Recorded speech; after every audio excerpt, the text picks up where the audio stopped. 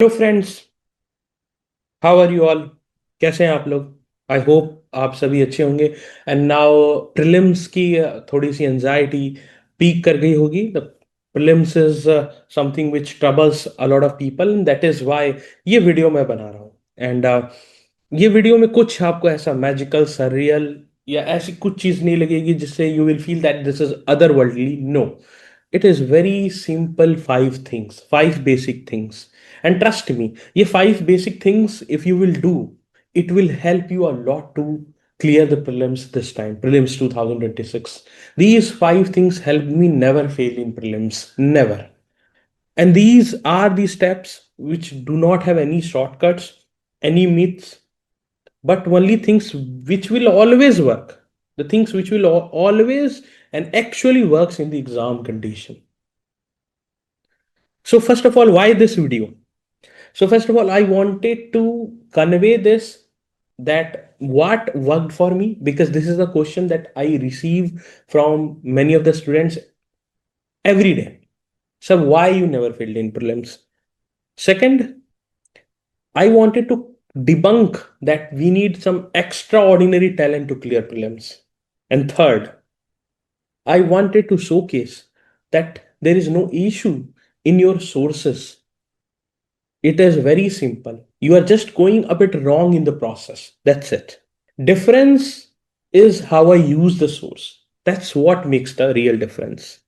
If prelims is your roadblock, if you are failing in prelims consistently, this video is for you.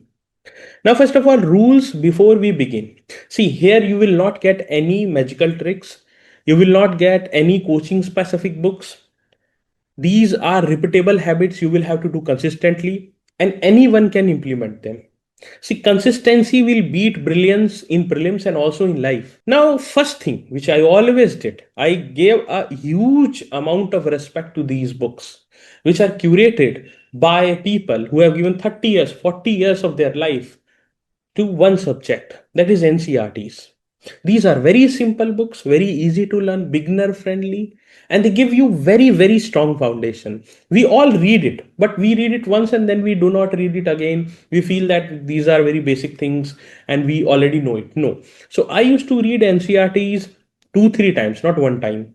And not just reading, I also made my own short notes. Now, this repeated revision of short notes made my foundation very, very strong in all the subjects. And the conceptual clarity that I got, I could not get from any sources of any coaching material, any coaching video.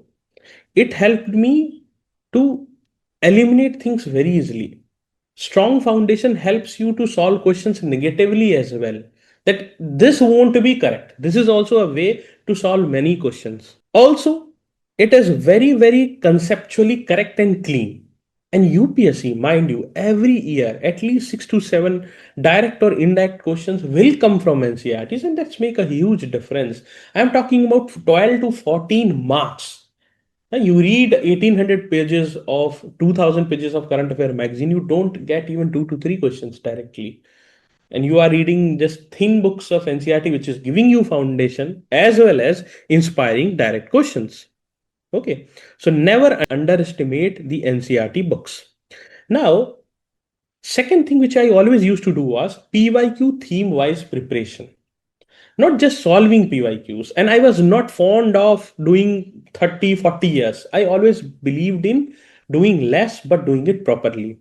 So what I did was I focused on last 10 years of PYQ. I went into deep analysis. I identified repeated themes, repeated topics, repeated framing style, how UPSC is making questions. And then I prepared those topics. Depth matters more than duration. Like Vijayanagara Empire was a consistent and repeated theme. So I prepared when and who established it, the region of the empire, cultural, social, and economic features of empire, peculiar characteristics of that empire. Peculiar characteristics is that if I'm reading about Vijayanagara Empire, why it was known for? One is cultural, and second is the social progressiveness. So if any question comes which is socially progressive related to Vijayanagara Empire, the chances of getting it correct is more. Like a question came in which they were asking what were the professions of women during the Vijayanagara Empire, astrology, wrestling, etc.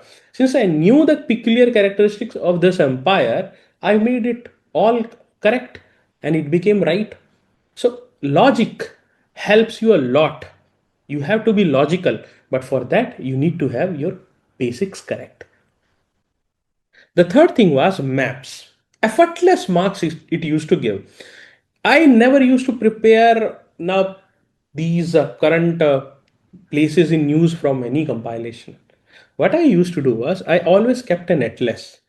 Whenever I used to do read newspapers or current affair magazine, anything, I used to locate on map. I used to see what are the important cities, who are the neighbors, the regions, the water bodies, etc., etc. It used to convert current affairs into a static strength as well, not only the places in news. Now, static geography also improves, elimination becomes natural. I can give you an example. When I was preparing, so I used to see Afghanistan a lot in news. So I went to the map. I saw what are the important cities of Afghanistan. I saw there are cities like Mazar-e-Sharif, etc., etc. And then a straight question came in the prelims examination, 2 + 2 marks because of that effort. Fourth was qualitative test practice. I never went for quantity. Will solve 200, 300 tests. No, I practiced 30 tests, did serious and deep analysis. I used to check in how many questions I am going wrong because of my weak foundation. What all subjects I am weak. And then in subjects also, what all themes I am weak. I will go and prepare that. Then what in how many questions I have done 50-50 mistakes. And is overthinking a reason? I used to do a proper analysis and I used to also value add in my own notes. So if something is new, if something is important, so this used to give me an extra edge. Tests are mirror, not scorecards. If you are just seeing scorecards, okay, I got 120, 130, that's of no use. That's of no use. And you will see people scoring 130, 140 in a test series failing in prelims. Because prelims is not about how many marks you are getting in coaching, but it's about how prepared you are for all the corner cases. Then the last but not the least, CSAT never ignore it. I never ignored it. I had a very strong maths background and I can say it with all my humbleness because 2008, 2009, there used to be a state level maths quiz competition in Delhi. I had won it consecutively. And not only that, then the very strong background in engineering, CAT, etc. I could have easily ignored it. I never ignored it. For at least 90 days, I used to practice 30 minutes daily. Some maths questions, some reasoning questions, some English questions. And that helped me to never fail in prelims. CSAT humbles only those who take it lightly. Always. These five things are very simple, my friends. These five things are doable. These five things are repeatable. If prelims is stopping you, basics will save you. Always work on your basics. And also, we will be launching the batch 2 of Prayas Prelims Mentorship Initiative, and we will try to help you in many of these things, like providing you notes of PYQ repeated things, lectures of repeated themes, providing you regular guidance in what needs to be prepared, helping you in terms of places in news, current affairs, how I used to prepare, helping you in giving you pinpointed lectures of CSAT, giving you pinpointed sharp notes, which includes NCERTs as well. And not only that, giving you a good high quality tests which are inspired from PYQs and the mentorship of me, along with the other faculties.